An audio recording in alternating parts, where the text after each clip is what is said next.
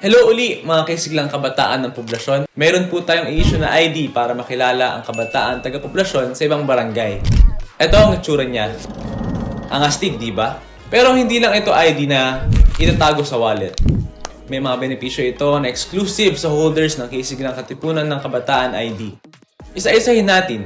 Kapag may kaisiglang katipunan ng kabataan ID ka, pwedeng-pwede kang makigamit ng libreng wifi, computer at printer sa ating kaisiglang kabataan youth center.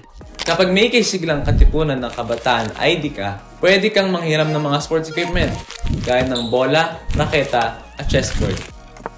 Pwede ring makigamit ng youth center for study groups. At hindi lang yan.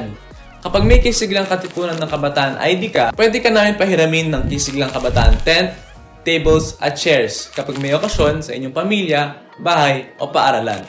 Basta ibabalik lang din ng buo at kompleto, syempre, para magamit pa ng iba. Marami pa pang benefits ang ating inihanda sa kaisiglang katipunan ng kabataan ID holders. Pero secret pang iba, abangan ninyo na lang. Kaya, mag-roll out na po tayo ng registration para po ito sa 12 to 30 years old na kabataan na taga-poblasyon. Dapat magparehistro kayo para siguradong priority kayo sa ating mga libreng serbisyo. Ganyan po tayo sa poblasyon dahil basta kabataang poblasyon, dapat kaisigla tayo.